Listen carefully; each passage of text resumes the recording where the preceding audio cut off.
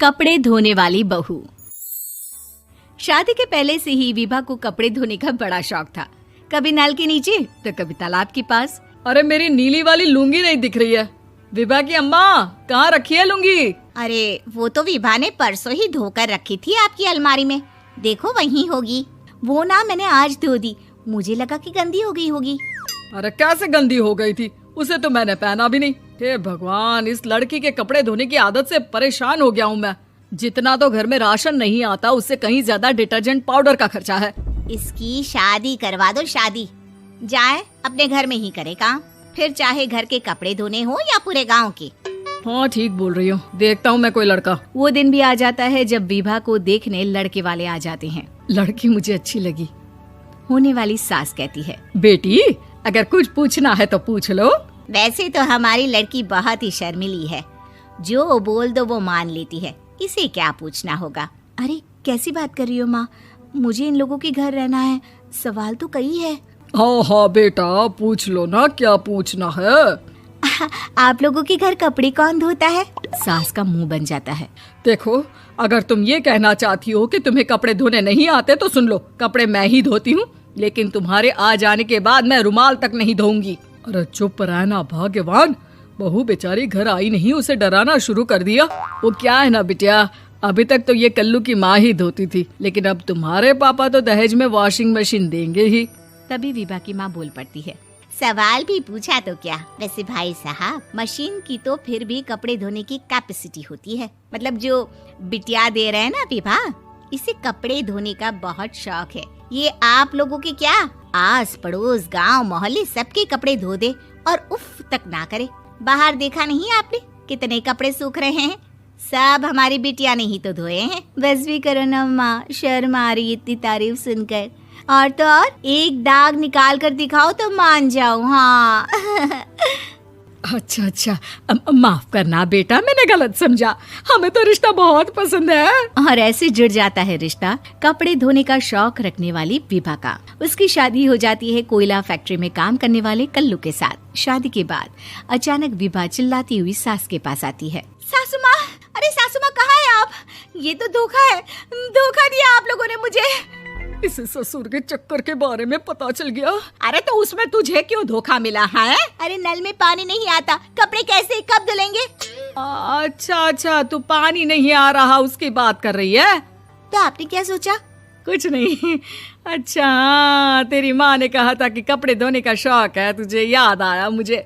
शौक बोलकर कपड़े धोने वाले मेरे जुनून को कम ना आके सासू माँ, कपड़ा धोना मेरा गुरूर है। तभी पति भी वहाँ आ जाता है। अभी मैंने इसे सनी देओल की फिल्म दिखाई है, उसी के डायलॉग मार रही है माँ। अच्छा सुन, साफ बता रही हूँ, पानी सुबह 4 से 6 और शाम को 10 से 12 आता है, समझी? विभा टाइमिंग सुनकर हैरान हो जाती है।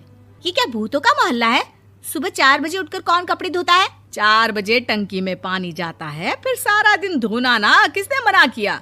अरे कैसी बात कर रही हैं? 200 लीटर की टंकी में कितने कपड़े धो लूंगी मैं, सुबह ही उठ जाऊंगी मैं। अब क्या था, विभा सुबह 4 से लेकर रात के 12 बजे तक कपड़े ही धोती रहती। एक रोज सास पड़ोस से निकलकर कहीं जा रही होती है कि साथ वाली कहती है, हाँ कल्लू की माँ, जरा ये बताओ कि 2 साड़ी है, 2 ब्लाउज और एक पेटीकोट और एक नाड़े वाला लंबा कच्छा। हाँ तो?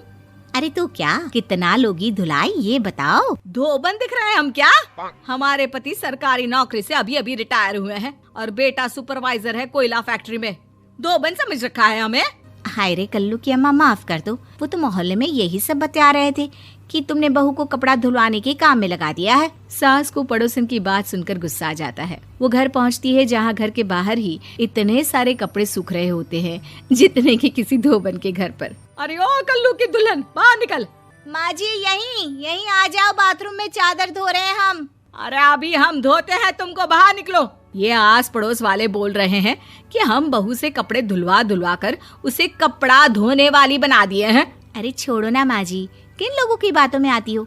आस पास के लोगों का तो काम ही होता है कि वो किसी तरह सास बहू को लड़ा दे। बहू सारे घर के कपड़े धोती है, ये क्या कम है? बोलिए। सास को भी लग जाता है कि वो बहू का ये सनकीपन नहीं छुड़वा सकती, इससे अच्छा है कि खुद ही चुप हो जाए। एक रोज सास और बहू मंदिर जाते हैं, जहाँ सास की साड़ी वहाँ खड़ी भीख मांगने वाली से मिलती है। माँ जी क्या बात है, आपकी साड़ी उस भिखारन से कितनी मिल रही है ना? हाँ हाँ देखो तो, दोनों की साड़ी मिल रही है। क्या बात है कल्लू की अम्मा, तुम खुद को तो अफसर की बीवी बताती हो और ऐसी सिंपल सी प्लेन साड़ी पहनकर घूमती हो। सिंपल और प्लेन नहीं है ये साड़ी। तो क्या सोने के धागे से फूल बने हैं?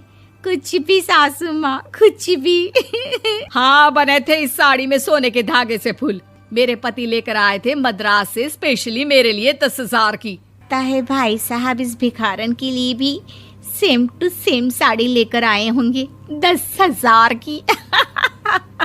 सास उस वक्त तो कुछ नहीं कहती, लेकिन बहू के साथ घर आती है और अलमारी से एल्बम निकाल कर लाती है। ये साड़ी देख रही है, ये वही साड़ी है जिसे मैंने अभी पहना था। इस साड़ी में ये जो चमकदार फूल दिख रहे हैं ना, ये सोने के धागों से काढ़े गए हैं।